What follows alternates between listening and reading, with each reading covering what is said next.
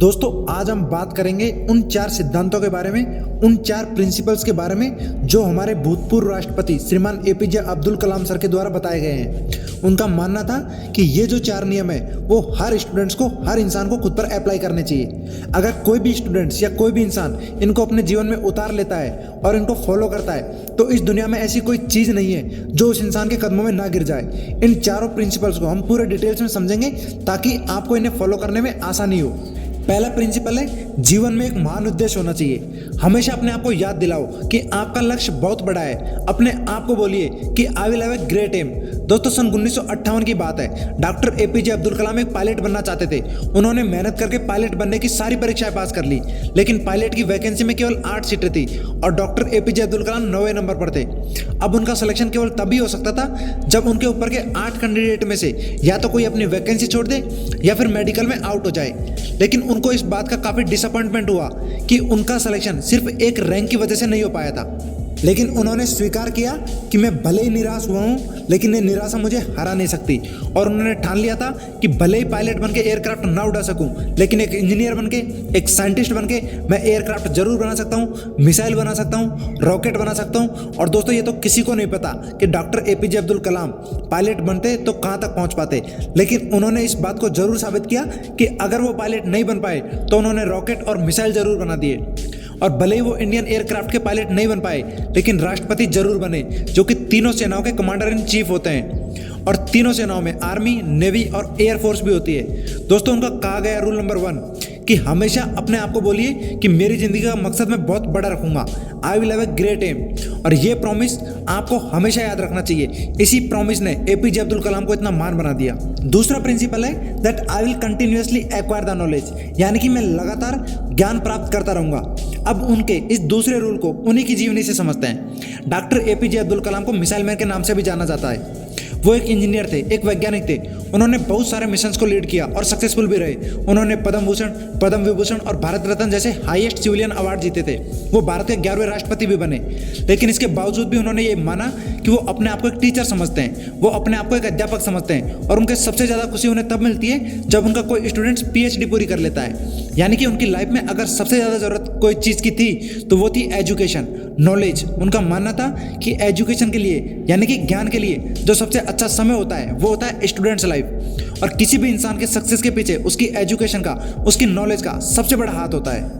उनका यह मानना था कि अगर एक स्टूडेंट का सबसे प्राइमरी कोई जॉब है तो वो है अच्छी शिक्षा ग्रहण करना। एक विद्यार्थी को एजुकेशन के अलावा किसी दूसरी चीज़ के बारे में नहीं सोचना चाहिए। अगर एक स्टूडेंट एजुकेशन के अलावा कुछ और करना चाहता है तो वीकेंड्स में किसी हॉस्पिटल के बाहर गरीब लोगों के प्रति अपनी संवेदना व्यक्त कर सकता है, उन्हें खाना दे सकता है, उन्हें खुशी दे सकता है, पेड़ पौधे लगा सकता है, दूसरे लोगों को शिक्षा दे सकता है।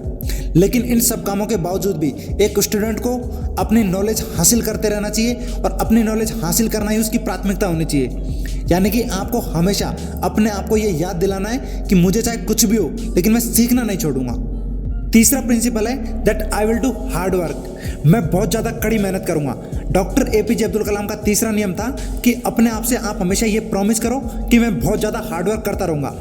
दोस्तों 1973 की बात है। विक्रम साराभाई अंतरिक्ष के अंदर के चेयरमैन प्रोफेसर सतीश धवन ने डॉक्टर एपीजे अब्दुल कलाम से कहा कि हमें एक सैटेलाइट लॉन्च व्हीकल बनाना है, यानी कि एक ऐसा रॉकेट जिसमें हम सैटेलाइट रख करके उसको अंतरिक्ष में भेज सके।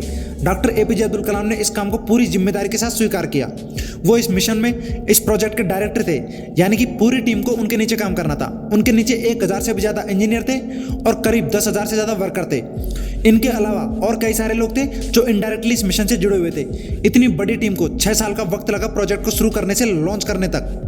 17 अगस्त 1979 दोस्तों इस तारीख को सैटेलाइट लॉन्चर का टेस्ट होना था। लॉन्च के 8 मिनट पहले सारा कंट्रोल कंप्यूटर के हाथों में दे दिया गया, लेकिन उसी वक्त एक चेतावनी आई कि लॉन्चिंग में कुछ दिक्कत हो सकती है। लॉन्च के ठीक 4 मिनट पहले ये डायग्नोस किया गया कि कुछ लीक्स हैं। लेकिन उनकी टीम के जो एक्सपर्ट थे उनकी ये राय थी कि लीक्स होने के बावजूद रॉकेट में इतना सफिशिएंट ऑक्सीडाइजर है कि वो अपना लॉन्च जारी रख सकते हैं। और मिशन डिले होने की वजह से डॉक्टर कलाम को ये डिसाइड करना पड़ा कि वो रॉकेट को अभी लॉन्च करेंगे। लेकिन लॉन्च के कुछ मिनट बाद ही वो रॉकेट पृथ्वी की कक्षा में न जाकर बंगाल की खाड़ी में जाकर गिर गया।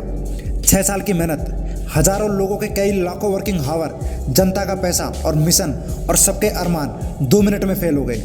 लेकिन जैसा कि doctor APJ Abdul Kalam rule number 3 में बताते हैं कि हमेशा अपने आप को याद दिलाते रहो कि आप कड़ी मेहनत करते रहोगे, ठीक उसी नियम का अनुसरण करके डॉक्टर एपीजे अब्दुल कलाम ने अपनी टीम के साथ 1 साल और कड़ी मेहनत करी और अपने पूरे प्रोजेक्ट को शुरू से लेकर अंत तक पूरा अंजाम देकर अपने मिशन को सक्सेसफुल बनाया। और उन्होंने साबित करके दिखाया कि कड़ी मेहनत आपकी असफलता को सफलता में बदल सकती है। यानी कि आप हमेशा अपने आप से कहते रहो that I will do hard work. चौथा प्रिंसिपल है, जो आप कर रहे हो उसको पूरी शिद्दत के साथ करते रहो। दोस्तों, जो कहानी में मैंने अभी रूल नंबर 3 में आपको बताया कि 7 साल बाद जाकर मिशन सफल हुआ, वहीं से निकल के आता है रूल नंबर 4, यानी कि आप हमेशा लगातार मेहनत करते रहो, पूरी शिद्दत के साथ करते रहो, चाहे कितनी भी मुसीबत आए, लगातार आगे बढ़ते रहना है, अपने शब्दों पर और अपने वचनों पर कायम रहना है।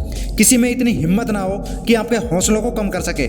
हम में से कई ऐसे सारे लोग हैं जिनकी आंखों में कुछ सपना है, जो लोग कुछ करना चाहते हैं, वो काम करना शुरू करते हैं अपने सपनों पर, लेकिन समय बीतने के साथ साथ उनकी विल पावर कम होती जाती है।